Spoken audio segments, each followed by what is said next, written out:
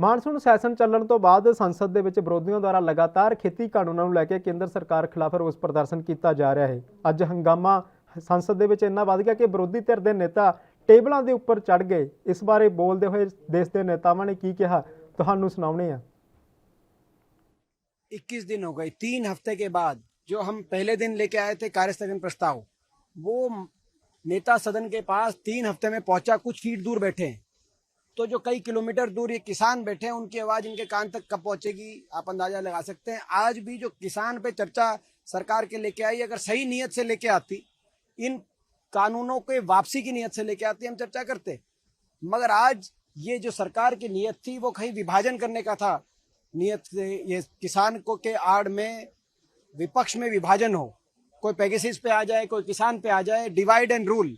ये divide and rule के माहिर लोग हैं और इसीलिए जब गलत नियत से केवल किसान की आड़ में एक ऐसी चर्चा जो कि जिसका कोई अर्थ नहीं है, जिस चर्चा में कानूनों के जिन कानूनों के प्रति किसान में रोष है उनके बारे में कोई चर्चा नहीं हो सकती, तो ऐसी चर्चा का कोई अर्थ नहीं निकलता था। इसीलिए पूरा समूचा विपक्ष एकजुटता से देश के किसान के साथ आगे खड़ा हो गया कि कौन जवाब देगा जो 600 किसान जिन्होंने जान कुर्बान कर दी आप पिछले 8-9 महीने के इस संघर्ष में। तो पूरा आज विपक्ष समूचा किसान के साथ आगे खड़ा हुआ। मैं पूरे विपक्ष का बहुत बहुत धन्यवाद। मजाक बना दिया है इन्होंने। 8 महीने से देश का अन्नदाता सड़कों पर बैठा हुआ है। 11 दौर की उनसे बातचीत हो गई है। आप तीनों काला कानून वापस लेने के बजाय बार बार चर्चा आप इस देश के सदन का मजाक बना रहे हैं। आप सांसदों को बेवकूफ समझते हैं या उन करोड़ों किसानों को बेवकूफ समझते हैं जो सड़क पे बैठे हुए हैं। 500 से ज्यादा किसानों की आत्महत्या हो चुकी है अब तक। क्या कर रही है सरकार? इसलिए हम लोगों ने विरोध किया कि चर्चा बार बार कराने का कोई मतलब नहीं है। चर्चा कराइए बिल की वापसी के ऊपर। ये तीनों काला कानून वापस कैसे होगा, चर्चा इस बात की होनी चाहिए। और अगर उसकी चर्चा कराएंगे, हम सरकार के साथ हैं, आए चर्चा कराएं उस पर।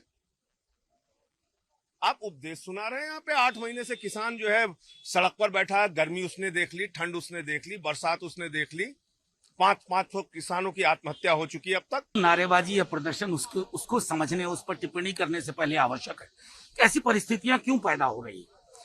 9वें महीने में किसान आंदोलन जा चुका है और हम हाथ जोड़ के विनती करते रहे कि काले कानून की वापसी पर चर्चा करो, किसानों के इस आंदोलन पर चर्चा करो जहां 500 के तकरीबन लोग मर चुके हैं। और आप चर्चा क्या करवा रहे हैं? Agrarian crisis and solution. साहब, ये सबसे बड़ी क्राइसिस है कि आप इनकी पीड़ा नहीं समझ रहे हैं। अगर संसद सड़क पर बैठे हमारे किसानों की पीड़ा नहीं समझ रही है ना, यानी कि संसद की गरिमा का सत्ता प्रतिष्ठान को ख्याल नहीं है। उसके पक्ष में लोग कतई नहीं खड़ा हो सकते। लेकिन ये परिस्थितियां पैदा क्यों हो रही है? आपके अहंकार से, आपकी हठधर्मिता से और संसदीय परंपराओं को बलि चढ़ाने के आपके तौर तरीकों से। देखो, जो हमारा मसला है वो पिछले 20 दिन से लगातार 267 का अपना एडजॉर्नमेंट मोशन हम पेश कर रहे हैं। ये सरकार अंधी हो चुकी है, ये कानों से जवाब दे चुकी है, ये किसी की बात सुनने को तैयार नहीं, ना सुनने को तैयार, ना देखने को तैयार, ना कोई चर्चा करने को तैयार है। हमें मजबूर कर दिया। जो चीज हम नहीं थे करना चाहते वो भी हमें मजबूर कर दिया कि टेबल पर चढ़कर रूल बुक इनकी तरफ इसलिए फेंकी गई कि कम से कम रूल पढ़ लो क्या है, ये कॉन्स्टिट्यूशन के अधीन रूल क्या है, ये पावर आपको लोगों को दी हुई है, ये ऊपर से कहीं से आप रजिस्ट्री करवा कर नहीं आए, ये पावर लोगों को दी है और जो लोग पावर दे सकते हैं वो पावर छीन भी सकते हैं। और मैं किसान भाइयों को इस बात की विश्वास दिलाना चाहता हूं, आप अपनी जंग बाहर जारी रखो, हम अपनी जंग सारी ऑपोजिशन पार्टीज और विशेष तौर इंडियन नेशनल कांग्रेस आपकी जंग पार्लियामेंट के फ्लोर पर लड़ेंगे। हमें बड़ी से बड़ी कुर्बानी भी क्यों ना देनी पड़े। ये तो सस्पेंशन तो बहुत छोटी बात है,